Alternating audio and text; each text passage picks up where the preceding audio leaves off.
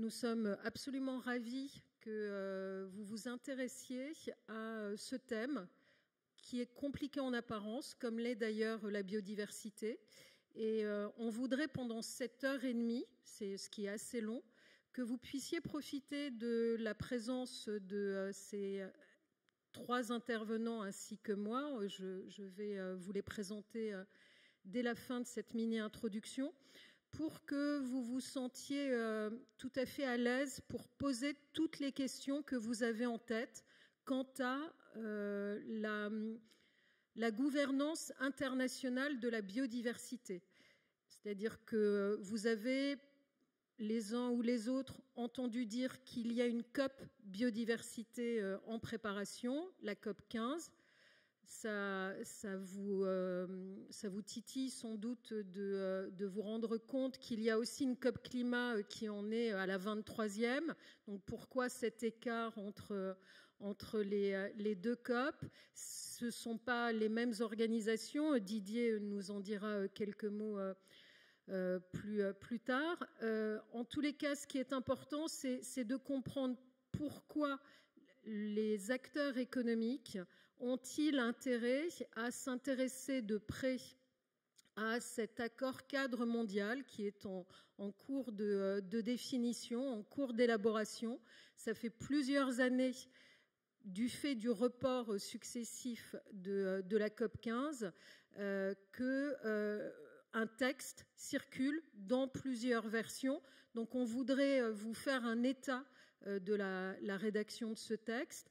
Et on voudrait aussi que vous compreniez mieux la CDB, la Convention sur la diversité biologique, qui est donc l'organisation des Nations Unies en charge de cette convention qui a été adoptée en 1992, comme la Convention sur le climat et la Convention sur la désertification. Il y a eu donc trois conventions à cette époque. Donc, je souhaite d'abord dire un très grand merci à ces 3 intervenants, ces 3 gentlemen de qualité qui ont accepté de venir vous expliquer leur travail au quotidien et comment ils envisagent les mois, les années à venir et la mission qui sera définie dans le nouvel accord cadre mondial. Donc, à ma gauche, Didier Babin, qui en sera à sa 10e COP à Montréal en décembre prochain, du 7 au 19 décembre. Didier a une longue expérience dans les négociations internationales et tu es d'abord chercheur au CIRAD. Donc ta formation est portée sur le secteur qui doit le plus changer et se transformer pour devenir pro-nature, à savoir l'agriculture. Et donc, c'est très important que tu aies ce background pour avoir de l'effet et ne pas passer à côté des attendus de l'accord cadre mondial. Donc, tu es chercheur au CIRAD, tu es président du MAB France. MAB, ce sont les réserves de biosphère au sein de l'UNESCO. Et depuis ces dernières années, tu as souhaité accélérer et accompagner ce changement d'échelle en t'intéressant à un programme porté par l'Union européenne sur la gouvernance internationale de la biodiversité post-2020, c'est-à-dire post-accord d'Aichi, qui sont arrivés donc à échéance sans avoir été aucun atteint d'ailleurs. Et là, tu travailles particulièrement au sein d'Expertise France à mobiliser les pays en voie de développement. Et pour finir, tu es le coprésident du groupe de travail biodiversité et économie d'ORE, puisque cette table ronde est organisée par ORE, qui est un réseau multi-acteurs. Et je suis la directrice du développement et de la biodiversité d'ORE. Mais on n'est pas là pour parler d'ORE. À ma droite, Cyril Barnerias, qui lui aussi est à l'agro chevillé au corps, puisque tu es un agroparitech, et tu es directeur des relations européennes et internationales à l'Office français de la biodiversité. Et John, last but not least, John Sabet, qu'on remercie très fort d'avoir fait le déplacement, pas depuis très loin, depuis Genève, mais John est là pour nous parler de Business for Nature, qui est une coalition de 80 réseaux internationaux et nationaux qui vraiment ont mis la pression sur les négociateurs et qui font en sorte tous de mobiliser positivement les acteurs économiques. Donc, pour démarrer cette table ronde, je vais faire une petite introduction sur, voilà, c'est la slide qui vous permet d'avoir en tête nos noms. Je vais faire une petite introduction sur la manière dont la Convention sur la diversité biologique a peu à peu intégré les acteurs économiques dans le texte final de chacune des COP. Je laisserai Didier expliciter le mandat et les missions de la Convention sur la diversité biologique. Là, je voulais juste vous alerter sur le fait que donc on sera en décembre à la 15e COP qui adoptera ce futur cadre mondial post-2020. On espère qu'il sera le plus ambitieux possible. Mais ce qui est intéressant, c'est que l'un de mes collègues, il y a 2 jours, auquel je demandais de nous rappeler ce qui s'était passé dans les précédentes COP, comment les acteurs économiques étaient-ils mentionnés dans les précédentes COP. Et ce qui est quand même formidable, c'est que la COP 1, il y avait une seule occurrence. On mentionnait une seule fois la notion de business et d'acteurs économiques privés. Et aujourd'hui, à votre avis, dans le dernier texte COP 14, à votre avis, combien d'occurrences? Combien? Non, c'est des textes. Si vous avez la curiosité d'aller feuilleter un de ces textes, c'est des textes qui font une trentaine de pages. Non, pardon, je raconte des bêtises, pas une trentaine de pages. Celui de la COP 14, c'était 340 pages, pardon. Et dernier texte, donc Sharm el-Sheikh, la COP 14 a eu lieu à Sharm el-Sheikh. Je pense que personne n'en a entendu parler, sauf ceux qui vraiment font profession des négociations internationales biodiversité. Ce texte mentionnait 38 fois les acteurs économiques, 38 fois. Donc on est passé de une occurrence pour la COP 1, de 4 occurrences pour la COP 3, où là, c'était la première décision qui impactait les acteurs économiques. C'est-à-dire que cette COP a 3 objectifs, on va en parler, enfin cette COP, la Convention sur la diversité biologique a 3 missions, 3 objectifs, et c'est vraiment une COP de développement, comme tu te plais à le dire souvent. Et cette COP 3 mentionnait donc en 96 qu'on allait avoir besoin des ressources financières additionnelles des institutions privées. Et en fait, il va falloir attendre 2016. Alors, 2016 pour qu'il y ait une déclaration qui s'adresse spécifiquement aux acteurs économiques. C'est ce qu'on a appelé le pledge de Cancun, qui a été surtout signé par les entreprises qui étaient présentes lors de cette COP 13 au Mexique. La COP 10, je souhaite la mentionner parce que c'est par une décision de la COP 10 que va être créé le Global Partnership for Business and Biodiversity, que l'on appelle de son acronyme le GPBB. Et ce GPBB réunit 26 réseaux, 26 initiatives régionales pour pousser et augmenter la capacité des acteurs économiques à s'intéresser à la biodiversité.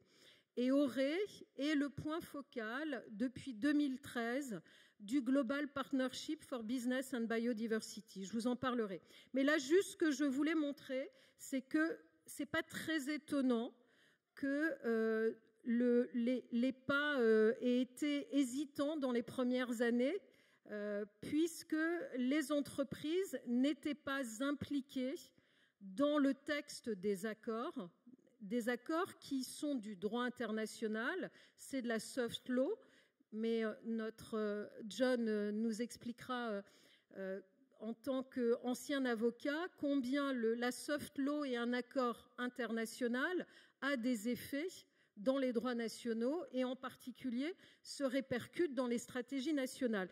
Mais voyez bien que les acteurs économiques ne peuvent pas s'intéresser à la biodiversité si les textes ne rendent pas compte de leur implication et du rôle qu'ils peuvent jouer. Vous avez entendu hier à plusieurs reprises en plénière où on a mentionné que les entreprises, les acteurs économiques font partie de la solution.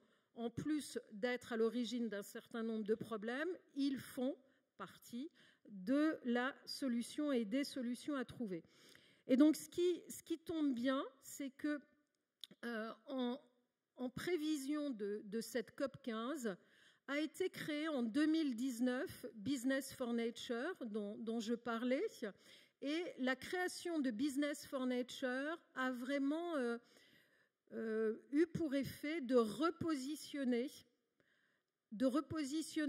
toutes les institutions et toutes les organisations existantes, y compris les organisations les plus officielles. Et ça a fait beaucoup de bien aux négociations que Business for Nature fasse ce travail de plaidoyer. Et tu nous expliqueras, John, comment vous travaillez concrètement, qui est derrière Business for Nature.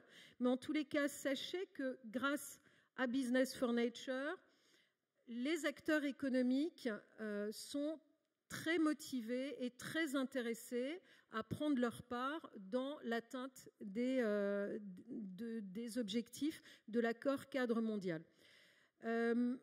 Je vous mets là rapidement le texte qui est en cours de négociation pour la COP15.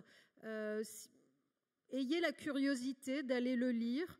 Il est accessible sur le site de la CBD. Je vous ai mis le lien. Là, c'est la version post-OEG 4, qui est donc la réunion de travail qui s'est tenue à Nairobi. Et ce qui est intéressant, c'est que là, on est à 22 cibles. Il y en a 2 qui ont été rajoutées à Nairobi, la 19.1 et la 22e. Peut-être une 23e sera rajoutée, nous disait l'une des négociatrices de la délégation française sur le One Health.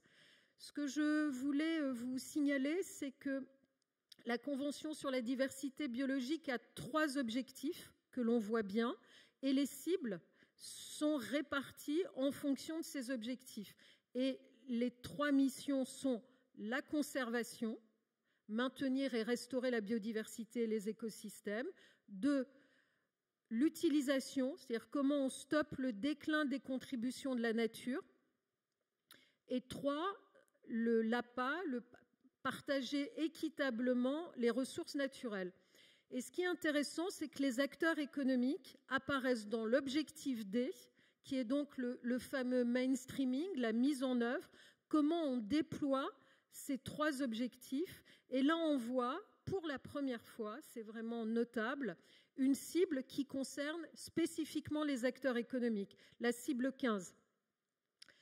Mais si vous balayez ce texte, qui se lit assez vite, même si en ce moment le texte est complètement encore instable, entrecroché, c'est-à-dire que les négociateurs ne se sont pas entendus sur un certain nombre de points, vous remarquerez qu'il y a d'autres cibles qui concernent les acteurs économiques.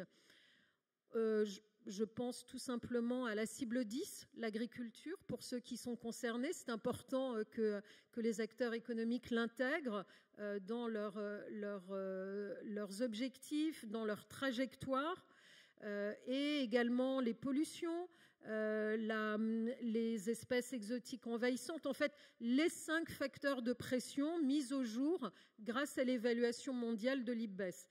Donc, cette cible 15, on va...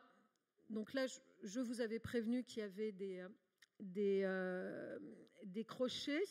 Donc, j'ai juste souligné ce dont on est à peu près certain en ce moment, c'est que cette cible 15 demande aux acteurs économiques, donc à l'ensemble des acteurs économiques, on est là sur une cible qui va être portée par 196 États.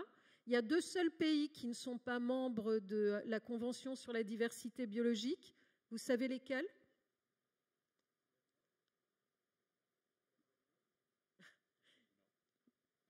La Corée du Nord, si vous voulez. Non, il y a 2 pays, enfin un pays dont on parle beaucoup dans les négociations internationales, un assez gros pays, les États-Unis. Voilà. Les États-Unis et le Vatican n'ont pas ratifié la Convention sur la diversité biologique. Mais tous les autres, je vous montrerai la carte qui d'ailleurs est là, vous voyez, tous les autres sont... pardon, non, ce n'est pas cette bonne carte d'ailleurs, cette carte c'est celle du GPBB. Donc, tous les autres pays vont devoir, et ça on va vous l'expliquer, intégrer dans leur stratégie nationale ces 22 cibles, dont celle-ci. Donc c'est vraiment important que les acteurs économiques soient en capacité, soient en mesure, soient proactifs et puissent effectivement intégrer et faire de cette cible une opportunité pour eux, pour montrer comment ils sont à même de rendre compte de leurs impacts directs et indirects sur la biodiversité et aussi de leur dépendance et de leur dépendance par rapport à leur chaîne de valeur. Vous verrez sur une des parenthèses qu'il avait même été écrit dans une précédente version que les entreprises d'ici 2030 réduiraient de 50% leurs impacts et dépendances. Mais John reviendra sur le détail de cette cible 15.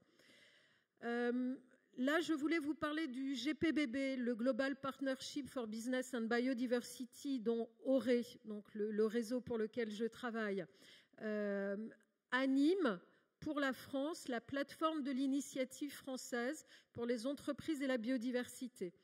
Donc sur Google, tapez entreprisebiodiversité.fr, vous tomberez sur une plateforme très touffue, très riche, que l'on va refaçonner, j'espère avec le soutien de l'OFB, pour en faire une vitrine de toutes les initiatives des acteurs économiques en faveur de la biodiversité. Voilà ce que je voulais dire pour camper un peu le paysage, et je vais donner la parole à Didier Babin. Et Didier, je voudrais que tu nous expliques quel est le mandat de la Convention sur la diversité biologique. Est-ce qu'on a raison de beaucoup attendre de cette COP15 ? Est-ce qu'on doit être optimiste ? Si on échoue à un accord cadre mondial très ambitieux avec des cibles datées, mesurables, est-ce que ce sera grave ? Est-ce qu'on va encore manquer l'atteinte d'objectifs de restauration et de régénération de la biodiversité? Tu m'as demandé juste cette slide. Merci beaucoup Sylvie. Alors je n'ai pas amené ma boule de cristal, mais je pense que pour répondre à tes questions, il en faudrait une, parce qu'effectivement on est dans un contexte qui est assez complexe d'un point de vue de la négociation elle-même, qui dure déjà depuis 4 ans. Et même avant, on avait commencé à réfléchir à la suite des objectifs d'Aichi. Donc c'est très compliqué à savoir exactement où on en sera dans quelques mois. Et l'autre chose, c'est que, bien entendu, on est dans un contexte diplomatique complexe. Notamment, je rappelle que la présidence de la conférence des parties est le gouvernement chinois. Mais dans la mesure où on n'a pas pu organiser la réunion physique de la COP en Chine, ça a été repris par le gouvernement du Canada. Et donc la COP va finalement se tenir à Montréal, où siège le secrétariat de la Convention, à Montréal, avec donc le soutien du gouvernement canadien. Mais il y a aussi des tensions actuelles et depuis quelques années entre diplomatiques, pas à propos de la biodiversité, mais sur d'autres domaines, entre la Chine et le Canada, donc ce qui ne favorise pas la mobilisation conjointe. Mais les gouvernements ont réussi à passer au-delà de ces divergences et de se mettre d'accord sur cette tenue. Alors je vais revenir effectivement un petit peu en arrière sur 1992, premier sommet de la Terre donc à Rio, et ces 3 conventions, comme tu l'as dit, qui ont été établies conjointement. Et celle sur la biodiversité, en fait, a, comme tu l'as rappelé, 3 objectifs qui sont le premier, la conservation de la biodiversité, le deuxième, l'utilisation durable de ses composantes, et la quatrième, le troisième, l'accès et le partage des avantages issus de l'exploitation, non pas des ressources naturelles, mais des ressources génétiques. Donc on voit que dès le départ, cette convention ne s'est pas focalisée simplement sur la question de la protection de la biodiversité ou la création d'aires protégées, mais bien dans une dimension socio-économique de développement, et de développement à partir aussi de l'utilisation durable des ressources naturelles, des ressources génétiques. C'était au moment où on espérait que les biotechnologies allaient effectivement permettre de financer la conservation, et notamment dans les pays riches en biodiversité, qui très souvent sont aussi des pays relativement pauvres d'un point de vue économique. Donc, comme tu as gentiment rappelé, c'est ma 10e COP. Voilà, tous les 2 ans. S'il y en avait une tous les ans, j'en serais à ma 20e. Donc, je vois comment les choses évoluent. Effectivement, j'étais avec plusieurs casquettes, négociateur, point focal national de l'organe scientifique pour la France. Et j'ai travaillé aussi au secrétariat pendant 5 ans, notamment à l'époque de la négociation des Aichi Targets, donc au Japon en 2010. Et à l'époque, on pensait que ces objectifs étaient merveilleux et qu'on allait effectivement permettre au pays de mettre en œuvre ces objectifs. Et on s'est aperçu 10 ans après, enfin au fur et à mesure de ces années, que ce n'était pas le cas, qu'il y avait donc une décennie pour cette stratégie à l'horizon 2020 et qu'on était loin d'avoir obtenu ce qu'on voulait. Alors, est-ce qu'il faut être optimiste, pessimiste ? Je pense qu'il faut être surtout réaliste, regarder où on en est et voir toutes les alertes qui sortent d'un point de vue scientifique, mais aussi, et on l'a vu bien hier par plusieurs présentations, d'un point de vue économique. La biodiversité et les services écosystémiques sont à la base de quantité de secteurs économiques et sa dégradation. On voit la dépendance, comme tu l'as dit, mais on voit aussi les impacts. Et effectivement, je pense que il ne faut pas forcément réduire les dépendances, mais il faut être conscient que plus on dégradera la biodiversité et plus un certain nombre de secteurs économiques seront en grande difficulté. Et derrière ces secteurs économiques, des gens qui, effectivement, dépendent de la biodiversité pour leur développement, mais aussi très souvent pour leur survie. Alors, à quoi servent ces conférences des parties ? Alors, je dis conférences des parties, donc en français, c'est DP. En anglais, donc c'est Conference of Parties. Parties, ça veut dire vraiment les pays. C'est-à-dire que ce sont les pays qui négocient, ce ne sont pas les acteurs économiques. Donc, bien entendu, les acteurs de la société civile influencent ces négociations. Les COP et les stratégies mondiales pour la biodiversité, c'est, j'allais dire, à la fois un constat commun et essayer d'établir des règles du jeu communes. Alors, je vous ai gardé cette diapositive qui explique, et d'ailleurs je pense qu'elle a été faite par Business for Nature, donc merci. Elle explique comment ça fonctionne et comment c'est complexe. Donc on a un organe scientifique, le SUBSTA, qui approvisionne les négociations en informations scientifiques. On a le SBI qui montre qui essaye d'évaluer comment les choses sont mises en œuvre et qui peut se réunir tous les 2 ans à peu près. Et puis donc on a derrière un secrétariat qui est basé à Montréal qui favorise l'ensemble de ces réunions.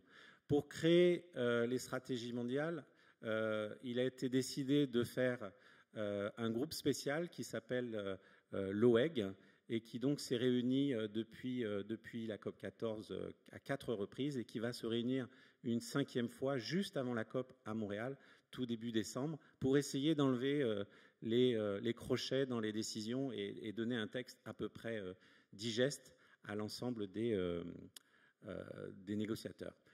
Au-delà de ça, il y a effectivement beaucoup d'influence dans ces négociations, et notamment depuis la création d'IPBES, donc une plateforme à l'interface entre la science et la politique. Ce n'est pas une plateforme scientifique, mais c'est bien une plateforme qui met ensemble des scientifiques et des politiques pour faire les constats et éventuellement faire des propositions. Alors, on en a parlé hier sur les constats, et notamment du rapport qui avait été fait en 2019. Ce qui est important, et j'ai gardé une phrase des rapports qui ont été proposés ensuite par IPBES, c'est de dire qu'il est toujours possible de changer les choses. On voit qu'on va dans le mur, on voit que la situation est très grave, mais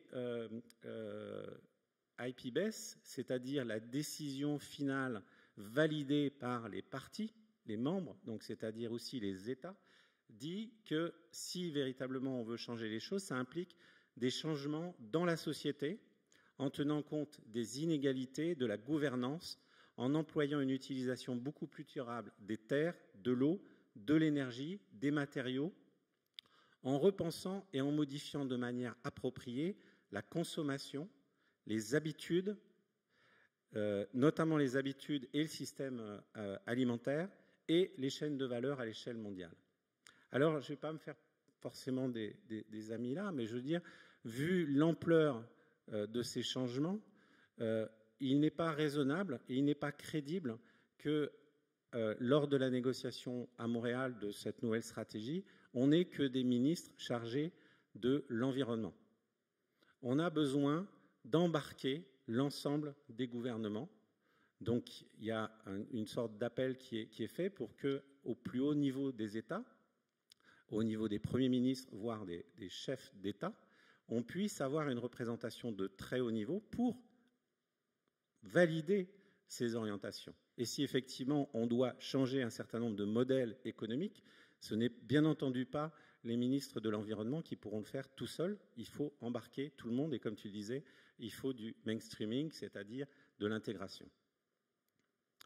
Alors, j'ai gardé aussi la petite box tout en haut à droite pour montrer qu'une fois que la négociation sera faite, le travail commence, j'allais dire. On a un accord mondial qui va donner un certain nombre de règles du jeu, mais qui ne sera pas contraignant. Ce n'est pas un protocole, c'est des grandes orientations, et chacun pourra ensuite et devra les mettre en œuvre, mais sans contrainte forte. Donc, l'obligation qui est faite aux États, c'est de mettre en œuvre ces décisions à travers ce qu'on appelle les NBSAP. Donc, ce sont des stratégies nationales pour mettre en œuvre la Convention sur la diversité biologique. Donc, on en a eu plusieurs en France. On est en train déjà depuis un petit moment de discuter de la troisième. C'est à ce moment-là qu'on verra effectivement comment les choses se mettent en place. Donc, on a vraiment besoin d'un soutien des secteurs non étatiques, bien entendu le business, mais aussi dans les acteurs qui font bouger les choses et qui font évoluer les négociations et la mise en œuvre, ce sont les collectivités territoriales. Donc, la grande nouveauté de l'accord actuel, en tout cas du texte, c'est effectivement qu'il y a une demande forte qui est faite au secteur privé et y compris au secteur financier, mais aussi aux collectivités locales. C'est un petit peu comme si, au bout de 20 ans, on s'était aperçu que finalement, ce n'est pas les gouvernements qui vont mettre les choses en place, mais c'est effectivement les acteurs socio-économiques, et c'est ceux qui sont les plus concernés. Et donc, je trouve très important et très encourageant qu'il y ait ces orientations du texte. Alors, comme je le dis, tout reste à faire. Le rendez-vous, ce n'est pas décembre, mais c'est décembre, puis la suite. Ce qui est, j'allais dire, le plus important, c'est d'arriver à avoir à l'échelle nationale et éventuellement sous-nationale une cohérence dans les politiques publiques. On doit arrêter d'avoir des politiques incohérentes qui, d'un côté, favorisent la protection de la biodiversité, sa mise en œuvre, l'utilisation durable, etc., et de l'autre côté, des politiques qui font l'inverse. Et un bon moyen de regarder tout ça dans le détail, c'est de regarder les actions concrètes, et notamment les investissements. Alors, hier, il y avait une discussion passionnante avec la Banque de France et un certain nombre de sociétés d'investissement. Et ce qui est intéressant, c'est de ne plus voir la biodiversité comme source de coûts, mais la prendre en compte comme un investissement. Dans la mesure où on utilise ce capital naturel pour produire, pour développer, on a besoin, effectivement, comme dans une usine, d'amortir ce capital naturel et de réinvestir et de ne pas continuer simplement à dégrader, comme je disais, éventuellement à régénérer et à restaurer. Alors, le besoin en termes d'investissement a été évalué, j'allais dire à la louche, par le Fonds pour l'environnement mondial, le GEF, et il a été évalué à peu près à 2% du produit intérieur brut.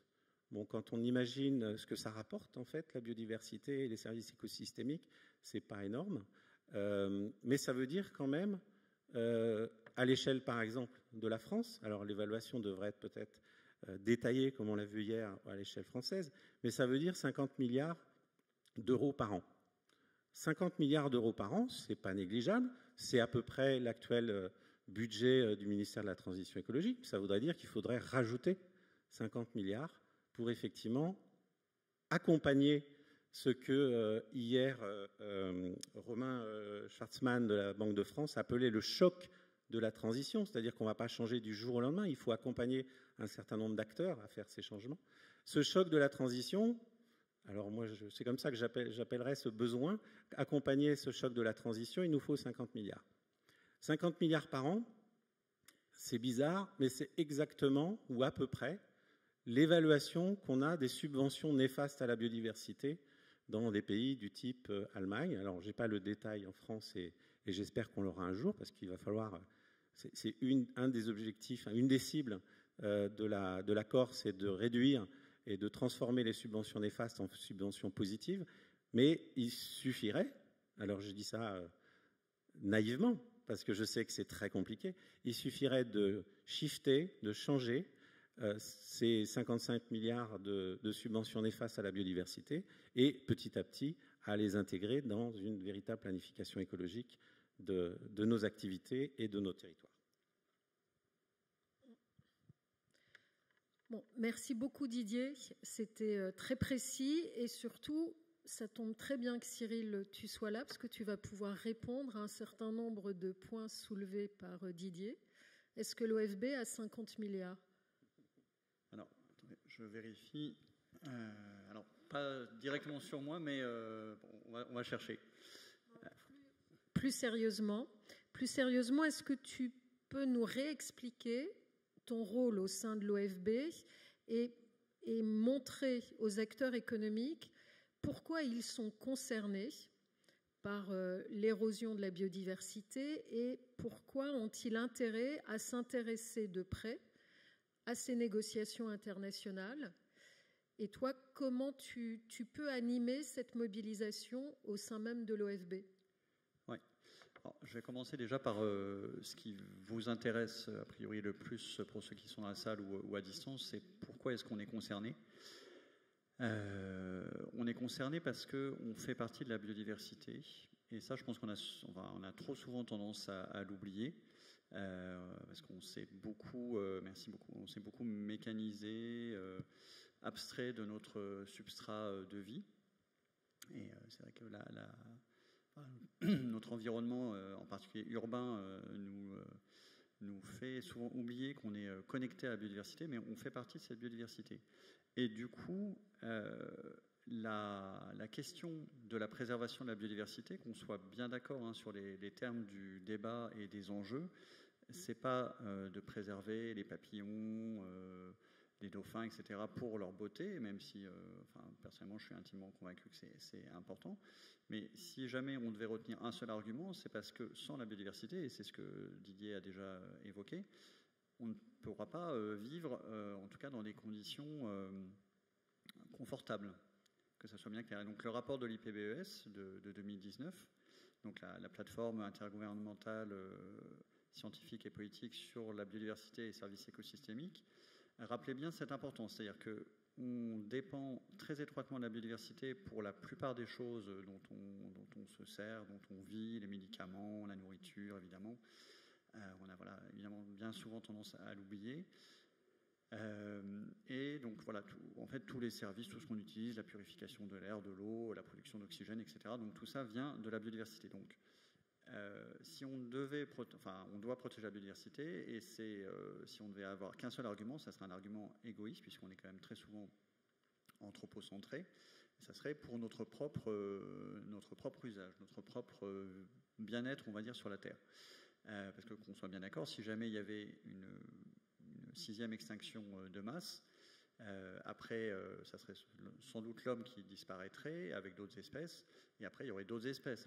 Alors ça serait des écosystèmes sans doute différents, des scorpions, des fourmis, des blattes, enfin des animaux très adaptés à résister, et qui reformeraient des espèces dans 5 millions d'années.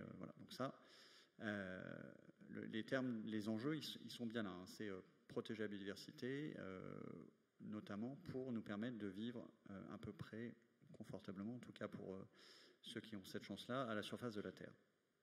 Alors vous voyez, c'est les vagues, je pense que vous les avez peut-être déjà vues. On a beaucoup parlé de la petite vague rose du Covid, qui a quand même balayé pas mal nos vies, de la récession économique qui suit, le changement climatique. Et en fait, ce dont on a beaucoup de mal à se rendre compte, c'est que celle du climat, celle de la biodiversité, est beaucoup plus importante que les autres, parce qu'elle est au fondement même de notre vie sur Terre. Et on a aussi beaucoup de mal à s'en rendre compte, parce qu'en fait, la biodiversité, quand elle est altérée, ce sont des choses qui disparaissent, donc ce sont des choses qu'on ne voit pas. On entend moins les oiseaux autour de nous, il y a moins d'insectes sur les pare-brises, c'est souvent un exemple qui est cité. Et en plus, souvent, c'est des choses où on se dit, c'est pas très grave, il y a moins d'insectes, il y a moins de fourmis, il y a moins de moustiques, à la limite, tant mieux. Sauf qu'en fait, on ne se rend pas compte qu'on est en train de déliter le tissu sur lequel est basée notre vie. Et voilà, donc pour ça que tout est lié, et c'est aussi le graphique de droite qui le montre.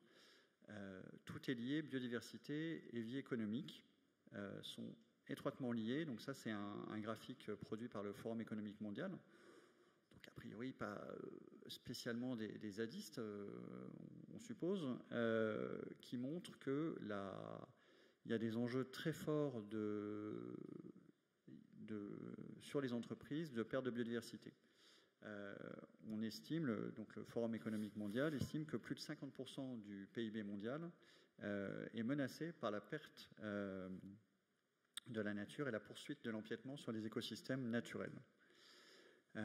Autre exemple qui a été relevé effectivement par la Banque de France, qui montre que 42% des investissements donc financiers financiers français dans des entreprises sont dans des entreprises qui sont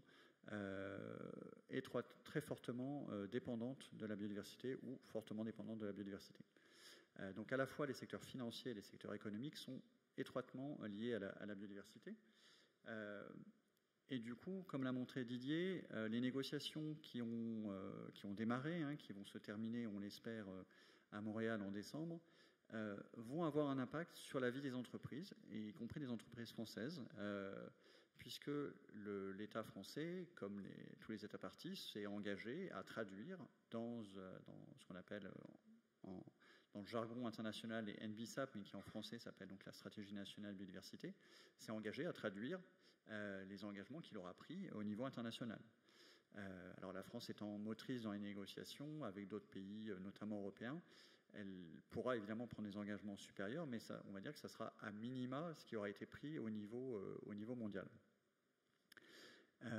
Dans la stratégie nationale biodiversité qui a été commencée, puisque effectivement, comme l'a mentionné Didier, il y a eu un peu de retard pris du fait du Covid, justement, dans les négociations internationales. Donc la France a quand même souhaité commencer sa stratégie nationale biodiversité sans attendre ce qui serait défini au niveau international, et a déjà mis une cible, donc là en l'occurrence un axe d'ailleurs, dans sa stratégie nationale biodiversité, pour le monde économique, qui est de promouvoir une activité économique favorable à la biodiversité.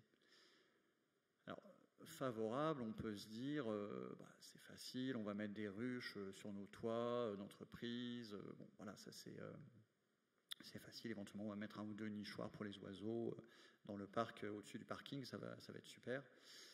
Et puis on va planter plein d'espèces exotiques envahissantes à l'entrée de notre jolie entreprise. On sent bien que c'est pas ça, hein. Enfin, vous voyez bien que si on veut arrêter la dégradation de la biodiversité, en fait, c'est ces changements transformateurs, hein, qui ont été appelés par le rapport de l'IPBES de 2019 qu'il faut engager. Donc ça veut dire qu'il faut regarder sur toute la chaîne de valeur de l'entreprise, toute la chaîne de production, quels sont les impacts, quelles sont les dépendances et quels sont les impacts sur la biodiversité, et les réduire à ce niveau-là. Donc ce n'est pas des changements cosmétiques, même si certains peuvent être très intéressants et aider à mobiliser les employés des entreprises. C'est vraiment des changements transformateurs qu'il faut faire dans les entreprises. Et je continuerai juste, je ne vais pas être beaucoup plus long parce que je pense qu'on a les représentants d'entreprises qui doivent s'exprimer. Parmi les éléments qui sont importants dans ces négociations, donc qui vont concerner, hein, comme on l'a évoqué, il y a une cible qui concerne directement les entreprises. Il y a aussi, dans le cadre post-2020, donc de la CBD, il y a aussi la manière dont on va rapporter les engagements. Et donc ça, c'est aussi quelque chose de très important. Le rapportage a été souvent un peu le parent pauvre, voilà, notamment parce que les cibles n'étaient pas toujours évidentes à rapporter, à décliner au niveau des entreprises.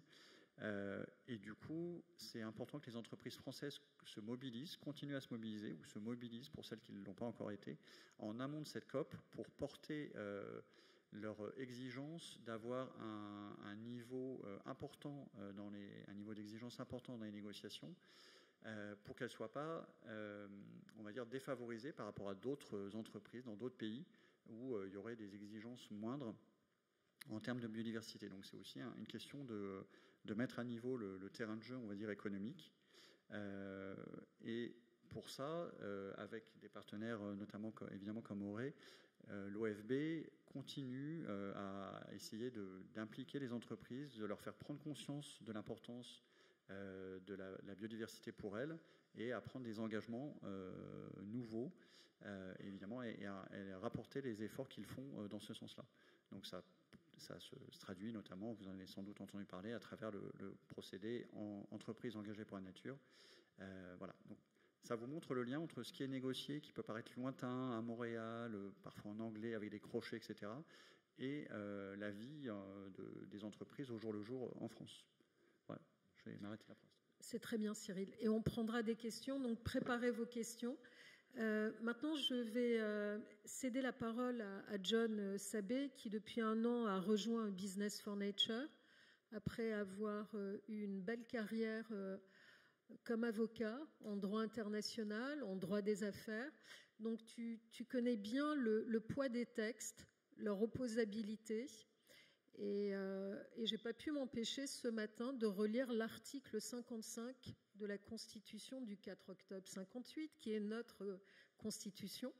Et je me demandais si la campagne de plaidoyer la nouvelle campagne de plaidoyer que vous êtes en train d'entamer pour effectivement montrer aux négociateurs que les acteurs économiques sont prêts à agir favorablement à la nature, mais dans le cadre de règles claires, au sein d'un cadre où ils sont prêts à rendre compte de leurs impacts. Et je me disais, tiens, est-ce que tous ceux qui vont signer cette déclaration, est-ce que ça ouvrira un possible contentieux de la part d'une de leurs parties prenantes? C'était pas prévu que je pose cette question, donc je vois un peu de malaise dans ses yeux, mais autant mettre de l'ambiance. Oui. Alors, écoute, avant de répondre à ta question sur, effectivement, le droit constitutionnel qui n'était pas mon expertise, donc je pose ce caveat. Je voulais mettre en écho les chiffres que nous ont donnés Didier et Cyril. Cyril nous a dit, selon le Forum économique mondial, plus de 50% du PIB mondial est à risque en raison de la perte de nature. Et Didier nous dit que, selon le GEF, c'est 2% du PIB mondial qui doivent être investis pour protéger la nature et s'assurer que nos modèles socio-économiques soient pérennes. Donc on voit ici un ordre de grandeur qui est du simple au 25e multiple. Et cette prise de conscience que l'on prend en fait à l'échelle planétaire, mais également au niveau des individus, elle a lieu également au niveau des entreprises.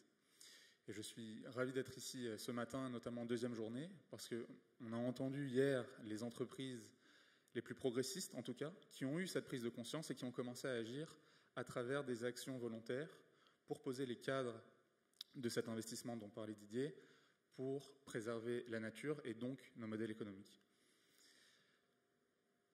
C'est justement cette prise de conscience qui fait que les entreprises non seulement ont commencé à agir, comme tu le disais Sylvie, mais demandent en fait au gouvernement de prendre des mesures qui nivellent les règles du jeu par le haut.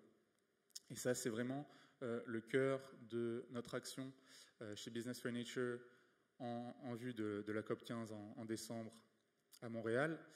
Pour ceux qui ne connaîtraient pas Business for Nature, merci Sylvie d'avoir parlé un petit peu de l'organisation qui existe depuis environ 4 ans, qui a été créée effectivement spécifiquement pour influer et pour porter la voix des entreprises les plus progressistes dans les négociations internationales et notamment dans celle à l'égard de la Convention sur la diversité biologique et qui regroupe aujourd'hui environ 80 organisations, notamment Auré en France, et on vous remercie encore pour l'invitation aujourd'hui, également EPE et d'autres à l'échelle mondiale.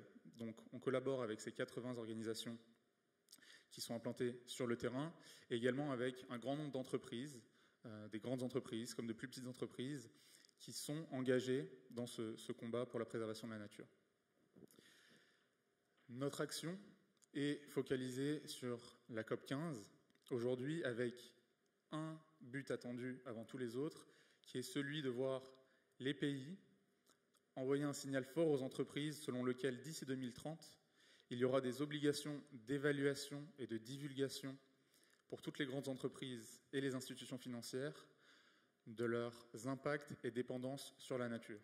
Tu peux rester sur le premier, mais effectivement, on viendra sur le détail du plaidoyer juste après. Et donc, ce but que l'on recherche, il faut le mettre dans le contexte en fait, de l'ensemble des actions que peuvent prendre les entreprises aujourd'hui pour agir sur la nature. Vous voyez sur le graphique qui est sur la droite de la slide un consensus en fait, qui a été bâti par Business for Nature en tant que coalition avec d'autres organisations importantes, Auré en France, WWF à l'échelle internationale, le Forum économique mondial, les SBTN et les TNFD dont on a parlé hier et qui sont des outils méthodologiques extrêmement importants pour la mise en œuvre des différentes cibles qui seront adoptées en décembre. Et donc on voit qu'ici, en fait, les entreprises, dès aujourd'hui, ont déjà 4 actions fondamentales qu'elles peuvent mettre en œuvre. La première est celle d'évaluer, évidemment, leurs impacts et leurs dépendances sur la nature, puisque les entreprises, évidemment, impactent la nature, mais comme on vient de le dire, en sont également dépendantes. Et donc c'est une question de gestion des risques tout à fait naturelle que de dire que les entreprises doivent, pour en quelque sorte leur propre bien, évaluer leur dépendance à l'égard de la nature. Ensuite, s'engager, prendre des engagements forts, clairs, déterminés, des engagements SMART. Et là, je reviens à les différentes séances que l'on a eues hier, notamment la séance sur les SBTN, à travers lesquelles les entreprises peuvent prendre des engagements qui sont basés sur la nature, qui sont mesurables et actionnables dans le temps. Et enfin, transformer leur business model pour intégrer justement cette préservation de la nature et de la biodiversité dans leur business model, c'est-à-dire au cœur de leur stratégie d'entreprise et de leur modèle économique.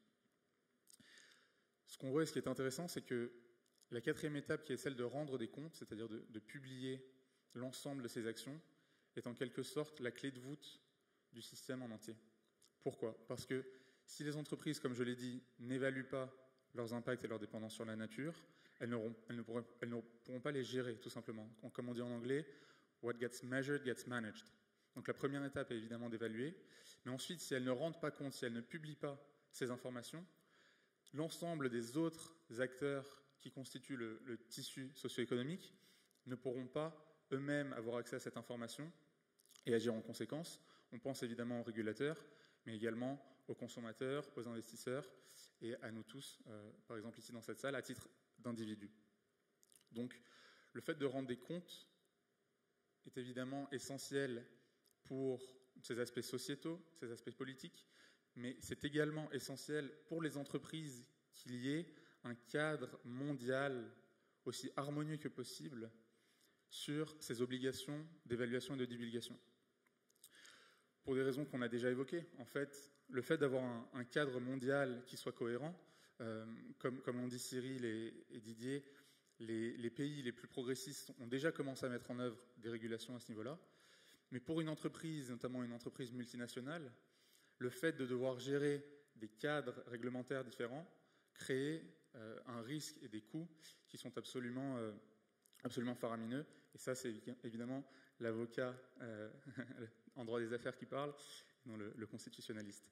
Donc, les entreprises elles-mêmes, et c'est à ça auquel j'arrive, les entreprises elles-mêmes nous demandent à Business for Nature, en tant que représentant au sein de la COP, de militer au sein des gouvernements pour qu'ils adoptent à l'échelle mondiale, les 196 États dont tu parlais, cette obligation d'évaluation et de divulgation.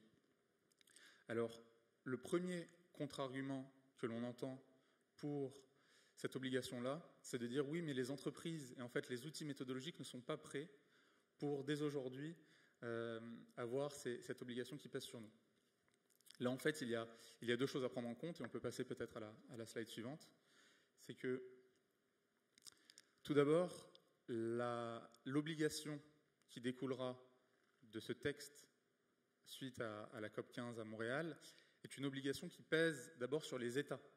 C'est-à-dire que ce sont les gouvernements qui auront l'obligation, d'ici à 2030, de mettre en œuvre dans leur politique de régulation nationale des obligations de divulgation pour les entreprises, et notamment les grandes entreprises.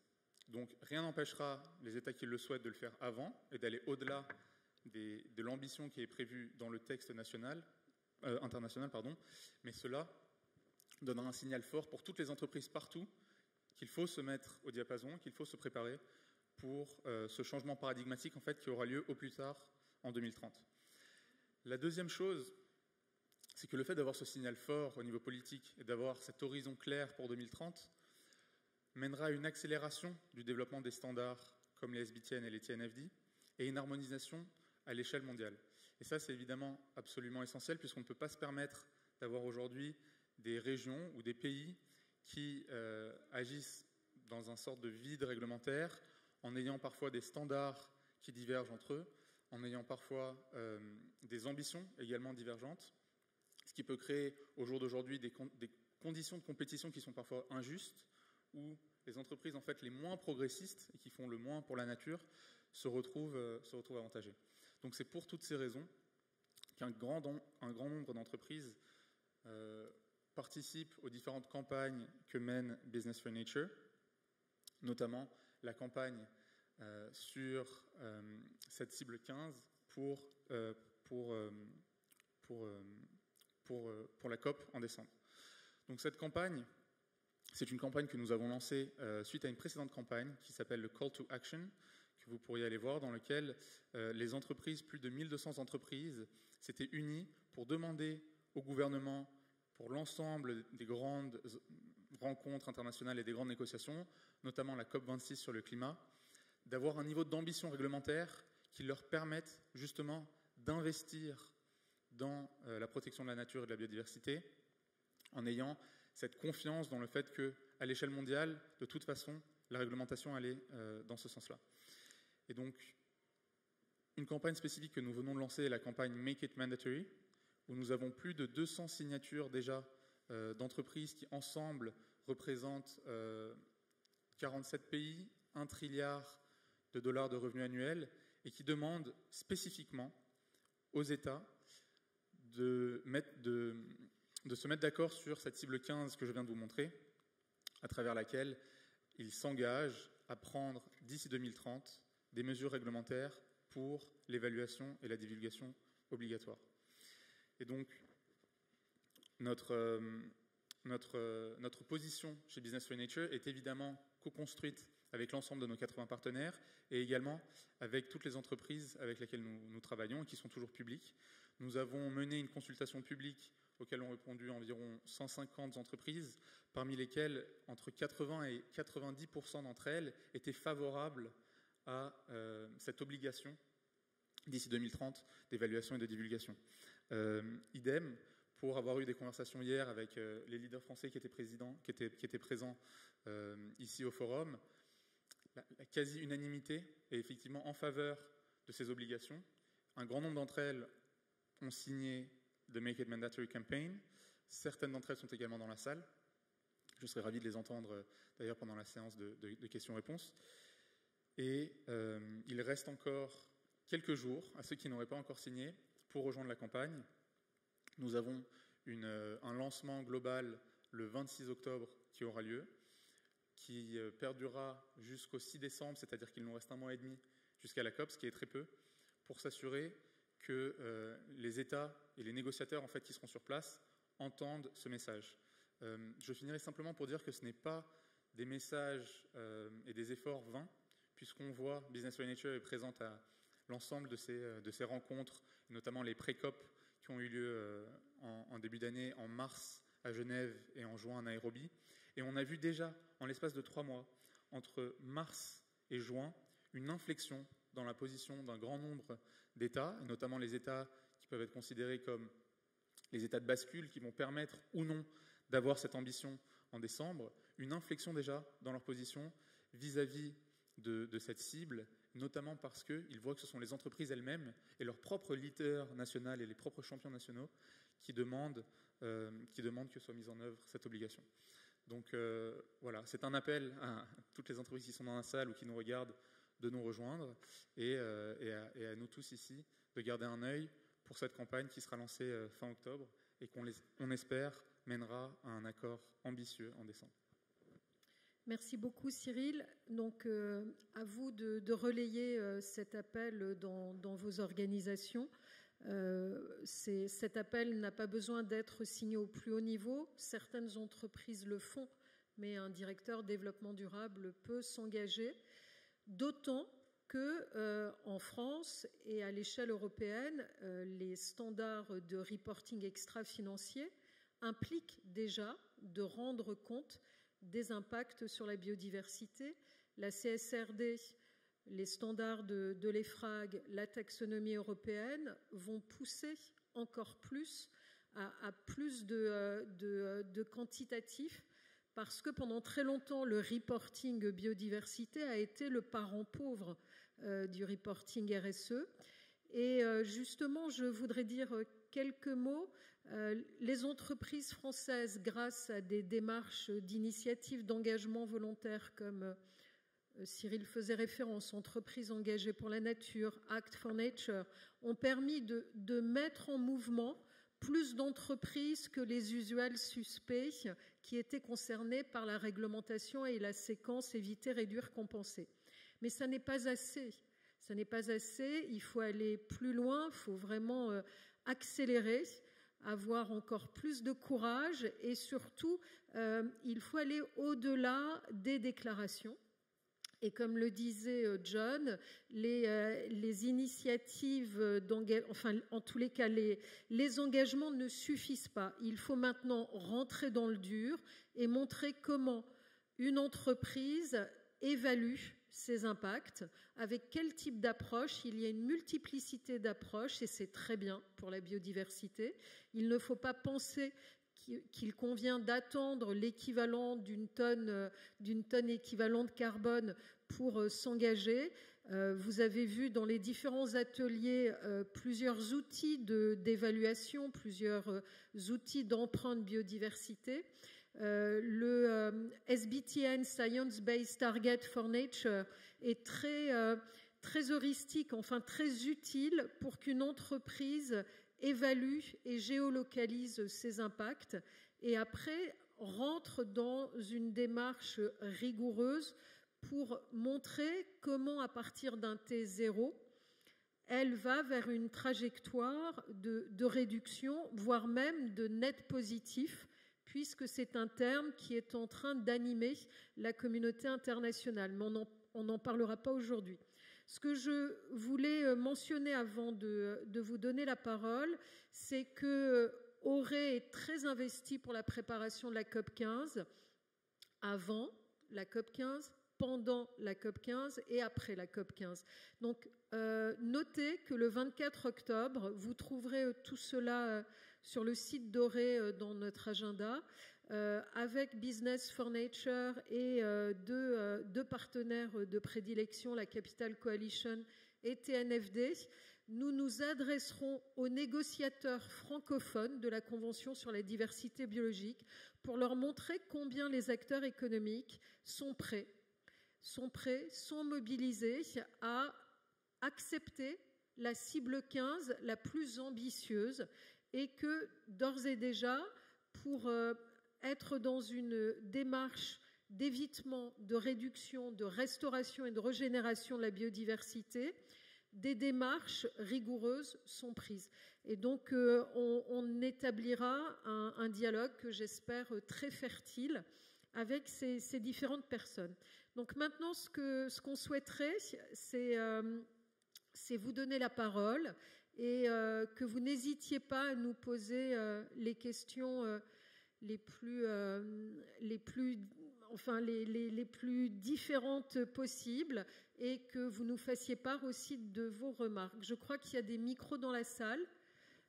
Voilà, je vois là des mains qui se lèvent en haut. Dites-nous qui vous êtes ou pas et nous vous répondrons. Voilà, je me suis déjà présenté hier. Certains étaient là peut-être. Je suis agriculteur en fait. Quasiment bio et en montagne, voilà. Le sujet, en fait, c'est que John, vous avez bien dit qu'il fallait activer et impliquer les PME dans le biais de leur chaîne de valeur, accélérer la normalisation. Ça veut dire qu'il faut intégrer la comptabilité de la nature dans la comptabilité traditionnelle. Et vous n'avez pas parlé de durabilité forte ou faible. Et c'est ça le plus important. Parce que si vous faites un système très léger de contraintes, il s'agira très peu sur la biodiversité. Si c'est pour faire le constat de combien que l'impact sur la biodiversité, ça ne suffit pas. Il faut vraiment des mesures fortes si on veut vraiment préserver la biodiversité. C'est la durabilité forte. Le problème, c'est que vous ne l'avez pas dit, c'est que si on rentre tout dans la comptabilité traditionnelle, la comptabilité de la nature, le prix final va être multiplié par 2, voire 3, voire 4. Est-ce que les entreprises ici présentes sont capables, pour la durabilité forte qui est vraiment l'objectif en fait, sans trop le citer, est-ce que les entreprises ici sont capables de vendre des produits avec la finalité, un prix multiplié par 2, voire 3, voire 4 ? Ici, personne ne va le faire, parce que si les autres pays ne le font pas, ils sont foutus. Donc en fait, vous proposez, c'est bien des choses, mais dites la réalité, combien ça va coûter le prix final ? Dites-leur aux entreprises. Et ça, je n'ai pas entendu. Est-ce que les entreprises sont prêtes à payer par 2, par 3 ? Est-ce que vous confirmez mes chiffres ? Ça, c'est ma première question. Est-ce que vous pensez que les entreprises arriveront à vendre des produits aux consommateurs final par 2, par 3, par 4 ? Merci. Merci beaucoup pour votre question et on va y répondre. On va répondre à ce choc de transition et on va prendre une ou deux autres questions, s'il y en a, ou sinon Didier, tu peux commencer. Voilà, il y en a ici. D'accord. Merci. Sabine Coursier, Université du Québec à Montréal. Moi, je suis toujours préoccupée. Bon, on parle peu de la COP biodiversité, on parle peu de la COP 15, on parle beaucoup plus des COP climat, ce qui est très bien. Mais je me demandais, je pense que les enjeux de communication sont très importants. Le discours, les gens ont besoin de messages simples, je dirais, pour comprendre les enjeux. Puis je me demandais, dans le cas de la COP 15, est-ce que il va y avoir des messages clairs pour le grand public pour comprendre l'importance de cette perte de biodiversité et de nos engagements à prendre. Très très bien. Ces questions vont dans le même sens. Hein. Oui. Oui, bonjour, Élise Bourmeau, Greenflex. Je voulais poser 2 questions brèves. La première, c'est que la méthodologie SBTN, par exemple, a un certain coût. On voit que ce qui a été présenté hier a surtout été adressé par des grandes entreprises et même un coût en accompagnement par des entreprises de conseil, mais un coût interne pour l'entreprise avec beaucoup de collecte de données, un peu à l'instar des bilans carbone. Moi, je fais le constat que tout ce qui est sur le carbone est très aidé, aujourd'hui en tout cas en France. Donc, avez-vous poser la question des aides pour que les entreprises puissent investir dans ce constat, déjà dans les étapes 1, 2 du SBTN, par exemple, parce que je pense qu'il y a un décalage entre les aides au carbone et les aides à la biodiversité. Et puis la deuxième question, c'est pour aller vite dans des règles mondiales, est-ce qu'il a été envisagé de se saisir d'un outil open source international et donc d'activer l'ISO, où les États sont impliqués et où l'ensemble des parties prenantes peuvent s'impliquer, ce qui aurait le mérite d'aller au niveau mondial. Donc un dialogue entre les organes des Nations Unies et l'ISO. Merci pour toutes ces questions. Il y en a encore une devant 2. Oui, bonjour Sarah. On gagne du temps, hein, vous avez compris, on gagne du temps, on réfléchit pour être vraiment le plus affûté possible. Sarah Pekka, je travaille chez Noé depuis quelques temps maintenant et du coup ma question rejoignait un peu toute celle-là sur finalement la mobilisation. Je pense qu'un des axes forts des mobilisations, notamment sur climat, c'est aussi que les COP, à un moment donné, ont ouvert les fenêtres, les portes et que tout le monde était présent.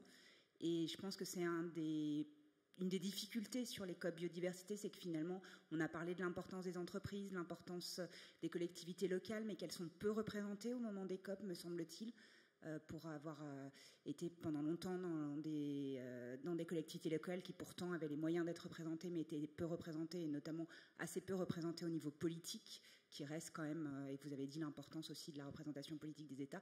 Donc je voulais savoir ce qui se dessinait pour Montréal, parce que c'est peut-être aussi une chance parce que c'est quand même plus simple d'aller à Montréal et d'être présent pour la société civile à Montréal qu'à Sharm el-Sheikh, par exemple.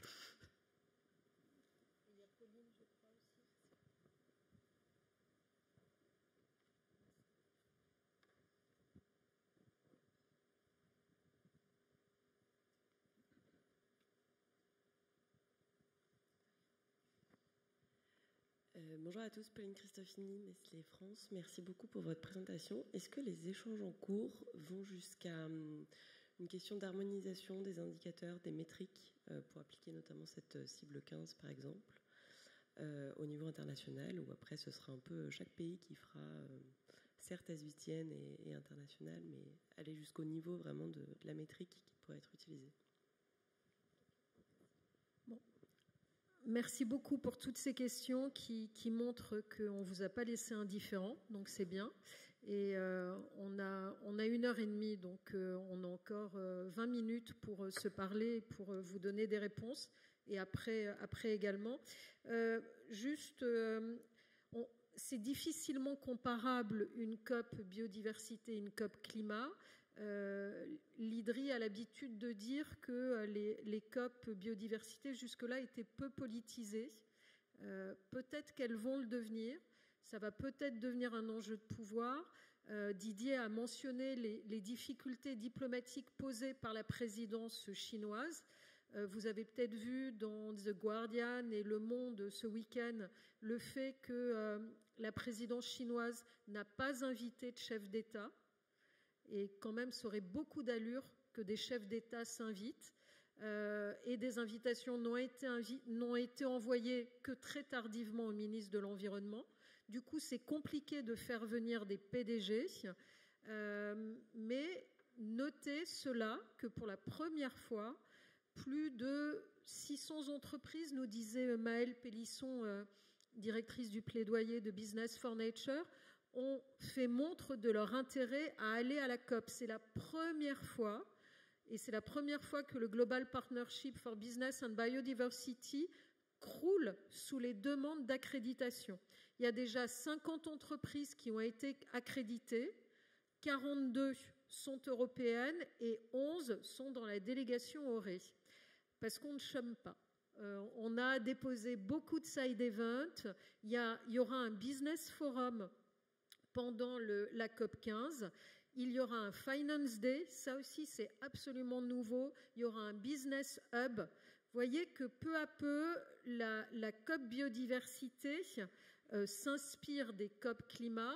Vous savez que là, la COP climat qui a lieu en novembre à Sharm el-Sheikh aussi, le 17 novembre sera consacré à la biodiversité.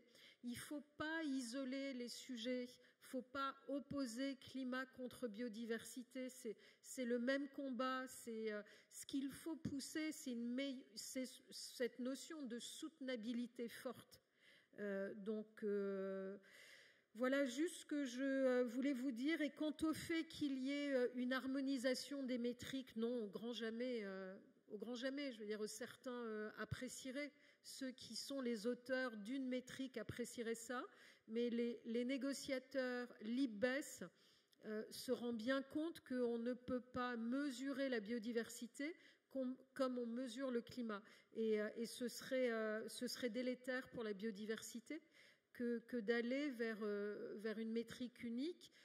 SBTN, on fait un atelier d'ailleurs ORE à 11h. Je vous invite, si vous voulez en savoir plus, et Élise, on répondra à ta question sur SBTN dans l'atelier à 11h. SBTN utilise plusieurs types d'approches et plusieurs types de métriques. Donc, je vais laisser la parole d'abord peut-être à Didier sur la question de la comptabilité et du coût. Oui, merci beaucoup pour toutes ces questions. Alors, je vais prendre celle-là, puis je dirai quelques mots sur d'autres aussi, si tu le permets. Je suis tout à fait d'accord avec votre point de vue, monsieur. J'ai d'ailleurs travaillé 10 ans sur ces questions d'intégration de la dépréciation du capital naturel dans la comptabilité, surtout nationale et un peu des entreprises. Donc, effectivement, dans les années 70, on a dit qu'il fallait internaliser les externalités négatives, c'est-à-dire incorporer dans les prix ce qui n'apparaît pas, mais qui impacte d'autres acteurs. C'est le cas quand on dégrade l'environnement. C'est bien connu et ça n'a jamais été véritablement fait. Ça a été fait un peu en lien, par exemple en France, avec le prix de l'eau, etc. Mais bon, faire payer les pollueurs, ça a toujours été un petit peu compliqué. Donc on cherche d'autres choses. Le lien que je pourrais faire avec la négociation en cours, c'est que l'objectif 2 d'Aichi était justement d'intégrer un certain nombre de choses, d'intégrer la biodiversité dans un certain nombre de politiques, notamment les politiques d'éradication de la pauvreté dans certains pays, mais aussi d'intégrer les valeurs de la biodiversité dans la comptabilité nationale et dans la comptabilité des entreprises. C'est l'objectif 2. Et les évaluations qui ont été faites ont montré qu'en 10 ans, on avait fait des progrès, mais qu'on est loin d'avoir abouti. Hier, il y a eu plusieurs présentations sur comment on pouvait faire évoluer la comptabilité des entreprises. Mais je pense que la comptabilité nationale, si on continue à regarder uniquement le PIB qui augmente quand il y a des guerres et quand il y a des pollutions, ça ne résout pas la question de cet indicateur. Donc il y a toujours un effort à faire très important en termes de comptabilité. Et effectivement, ça permet d'intégrer en même temps les dimensions de capital à la fois social, financier et naturel, ce qui est généralement le parent oublié de ce type d'indicateur. Mais effectivement, si du jour au lendemain, on bascule ces externalités négatives dans les prix aux consommateurs, il y a des choses qui ne vont pas bouger ou très peu, puis il y en a qui vont bouger beaucoup. Voilà. Je pense que répondre à votre question en disant est-ce que ça va doubler, tripler, etc., ça dépend énormément des choses, mais effectivement, ça peut avoir une incidence très forte. En termes de communication sur l'accord qui va venir, Didier, j'ai une crainte. Excuse-moi. Est-ce que je peux ajouter à ta réponse à monsieur avant qu'on passe aux autres questions, pour vous remercier également pour la question et qui est, à mon avis, déjà pleine de sens et puis extrêmement importante. Ça, c'est sûr. En fait, pour ajouter à ce que disait Didier et pour aller dans votre sens, effectivement, il y a un coût d'agir. Il y a un coût à changer les choses et à avoir ces exigences de comptabilité et d'internalisation des externalités négatives. Mais le coût de l'inaction, à terme, est beaucoup plus cher. Il est beaucoup plus coûteux. Donc, non seulement en termes purement financiers, disons, parce que la tendance inflationniste demain, si on n'agit pas aujourd'hui, sera bien plus forte que celle d'aujourd'hui si on agit. Mais surtout parce qu'en fait, c'est pas seulement comparer l'inflation de demain à celle d'aujourd'hui, c'est qu'en fait, c'est comparer l'inflation d'aujourd'hui à l'insécurité alimentaire, par exemple, de demain. Et donc, si on n'agit pas, et si on ne fait pas ces modifications des modèles économiques, en fait, et on a vu un aperçu avec les problèmes et les disruptions des chaînes de valeur dans l'année qui vient de s'écouler, qui a été une année compliquée, de ce que ça représente, par exemple, pour les grandes entreprises, quand, en fait, on n'est plus capable de produire ou d'avoir accès à certaines ressources essentielles. Ce qui va arriver et à bien plus forte échelle si on n'agit pas. Donc, la raison pour laquelle il faut, dès aujourd'hui, mettre en place ces modèles de comptabilité, ils sont celles-ci. Et par ailleurs, on a également des moyens de le faire. Didier avait parlé de la prégnance des subventions néfastes. Ça fait également partie de la position que l'on défend pour la COP. Il y a une autre cible, la cible 18, qui est justement une cible qui est consacrée à la redirection des subventions néfastes pour la nature, l'environnement, la biodiversité, vers des pratiques innovantes et positives pour la nature. Donc, il y a une étude très approfondie que l'on a partagée sur notre site internet, mais sur laquelle, je crois, de mémoire, on est à plus de 700 trilliards de subventions annuelles à l'échelle mondiale qui vont dans des pratiques qui sont destructrices de la nature et qui, donc, en fait, mettent en péril la pérennité de nos modèles socio-économiques. Donc voilà, et la dernière pierre à ajouter à cette réponse, c'est de dire qu'il y a effectivement beaucoup de très grandes entreprises qui sont dépendantes de ces chaînes de valeur, qui sont par exemple des entreprises de distribution qui vont refléter le coût direct aux consommateurs et qui font partie de la campagne de Business for Nature et qui demandent elles aussi à ce que ces changements interviennent et qu'ils interviennent dès aujourd'hui. Donc voilà la réponse que je voulais ajouter, Didier, à ce que tu as dit. Oui, c'est un point fondamental, hein. Et ça remet en cause aussi les échanges économiques internationaux, dans la mesure où, effectivement, quand on achète un produit dans certains pays où ils ne prennent absolument pas en compte les questions de dégradation de la biodiversité, ça, en vendant, par exemple, en France ou en Europe, ça a une influence et un impact directement dans ces pays-là. Et effectivement, si on payait les choses au prix réel, c'est-à-dire si on incorporait aussi cette dépréciation du capital naturel, les prix ne seraient pas les mêmes, notamment pour des produits qui viennent de certains pays qui ne font pas du tout attention à l'environnement. Je voulais prendre la question sur la communication. Alors effectivement, on déplore tous qu'on ne parle pas plus de biodiversité. Et moi, j'ai peur que lorsqu'on va communiquer lors de la prochaine COP, on parle uniquement d'un objectif phare qui est la question du 30% d'aires protégées. Et pour moi, c'est un peu l'arbre qui cache l'écosystème forestier tout entier. Et la question fondamentale, elle n'est pas de savoir comment on va protéger les espaces, mais c'est effectivement comment on va prendre en sorte la biodiversité dans les 70% autres que les aires protégées. C'est là qu'on détruit le plus la biodiversité, bien évidemment. Et si à la fin on reste qu'avec quelques aires protégées, elles seront détruites de toute façon parce qu'on aura détruit tout autour et on sera obligé d'aller dans ces aires protégées. C'est ce qui se passe dans pas mal de pays que j'ai pu visiter. Donc effectivement, la peur que j'ai, c'est qu'on ne voit cette COP que comme une COP pour la protection, la conservation de la nature, et pas effectivement comme une COP majeure en termes aussi de développement sous soutenabilité forte, parce que je pense aussi que c'est quelque chose de fondamental. Oui. Je vais donner la parole à Cyril parce que c'est très important la mobilisation des citoyens, des consommateurs. Hier, on a entendu en plénière que 80% des Français souhaitaient être mieux informés sur la pratique des entreprises en matière de biodiversité. Alors, entre souhaiter être informé et être prêt à payer le prix pour des produits respectueux de la nature, il y a un certain nombre d'initiatives qui, moi qui suis de nature positive, me laissent penser qu'on y est peut-être. Il y a du miel responsable, il y a les initiatives C'est qui le patron, mais c'est aussi aux consommateurs d'exiger des produits respectueux, c'est aux entreprises de répondre à cette demande, c'est au pouvoir public, je me retourne vers Cyril, c'est au pouvoir public et aux agences étatiques d'aider toutes les entreprises qui vont dans le sens d'une économie pro-nature. Et l'OFB fait beaucoup au niveau des territoires. Regardez le site de l'OFB, là, qui est noté. Vous verrez qu'il y a tout un tas de gestes qu'à titre individuel, chacun peut utiliser.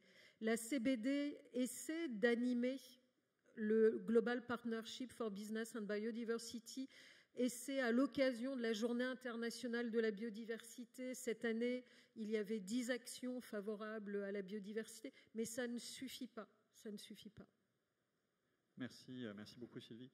Alors, effectivement, sur la mobilisation, c'est un travail de longue haleine qui passe par l'éducation. Alors, on a notamment des programmes d'aires éducatives, donc d'aires marines éducatives, d'aires terrestres éducatives, où ce sont des jeunes de classe qui apprennent à gérer un espace naturel, puisqu'en fait, on veut faire que les futurs citoyens soient des gestionnaires conscients de leur environnement.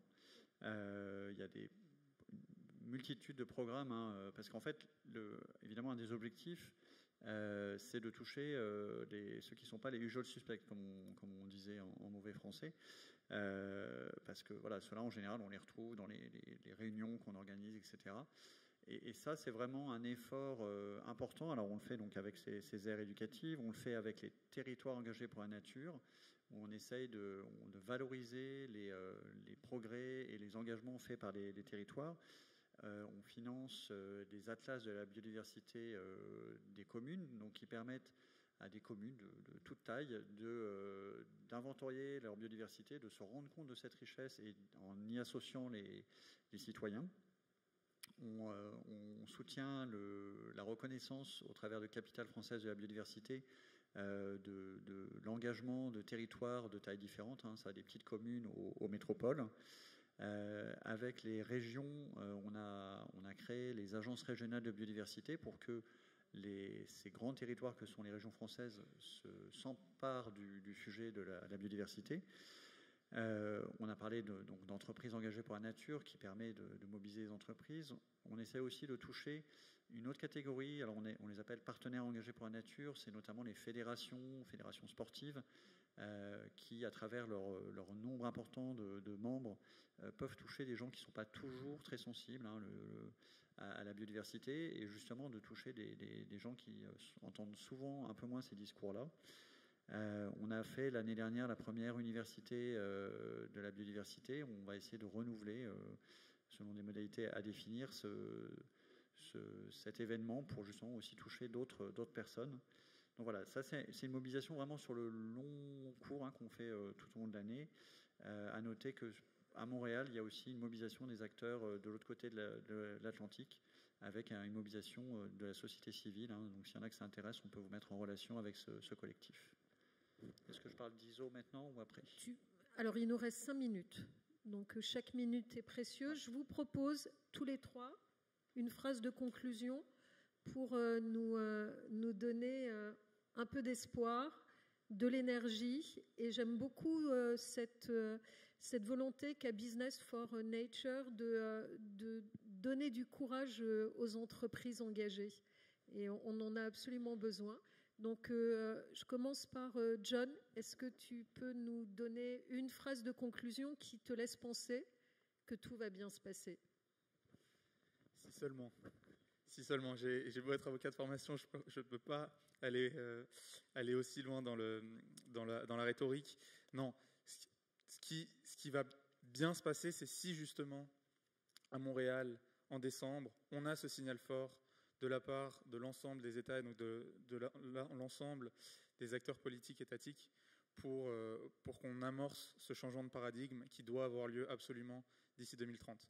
Donc, ce qui est positif, c'est non pas le chemin où on est aujourd'hui à mi-octobre, mais c'est en fait l'évolution qu'on a vue depuis plusieurs années sur le long cours avec tout ce qu'on a mentionné durant la séance, ces derniers mois, en mars, en juin, et on l'espère en décembre, pour qu'il y ait justement ce changement paradigmatique, cette transition forte dont on parlait, et qui devrait pouvoir avoir lieu. Donc voilà. Oui, alors je me permettrai, pour conclure, de faire appel à quelqu'un qui nous a quittés il n'y a pas très longtemps, Bruno Latour, qui parlait de la création de cette classe écologique qui doit se former. Et je pense que ça fait... Enfin, aussi, je ferai référence aux nouveaux imaginaires en fait, qu'il faut créer.